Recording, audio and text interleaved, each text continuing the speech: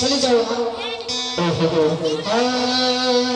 अरे सिपाही इसकी टोपी दे दो।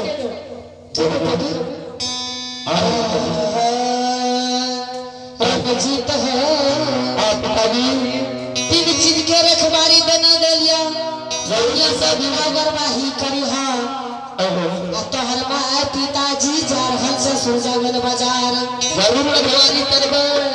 आज कही दिए ना तीन चीज के रखवारी करे के लिए। अच्छा आ बात के जरूर हम पालन करबे ना। चावस बेटा चावस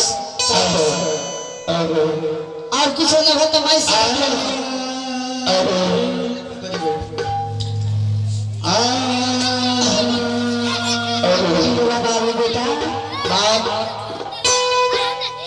सबसे पहले तू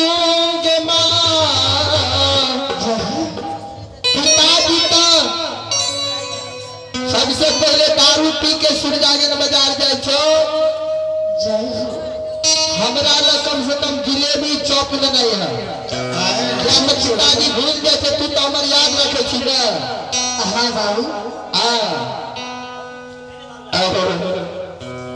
लागत देख के पिताजी भूलिए जैसे तूने भूलिए।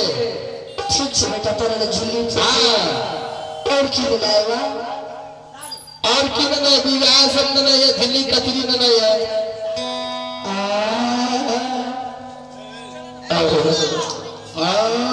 माई से गौ से भागला अरे तोहर माई भरी रात मछली बना के रखना चलो। वही में अपन बिरहिया दुख सुख कहानी बनाना चलो। अच्छा तोरा देने गेल छो कि नहीं? हां तब तो गेल छे तो हम टांगना छिए। अगर कोई मारते कोई गाली देता कोई पूरी राम ने सुरजागन बाजार में बसरी में आवाज लगे भी तोहर माताजी और पिताजी चलिए तो जरूर हम लगे बसिया आवाज हाथ पे देखे चलो बेटा अपने गरीब बाबा जाओ। हाँ बच्चे गरीब आवाज आहा से बढ़िया से कहीं बाजार जा। ठीक से जा ठीक से जा से बाबू सब लोग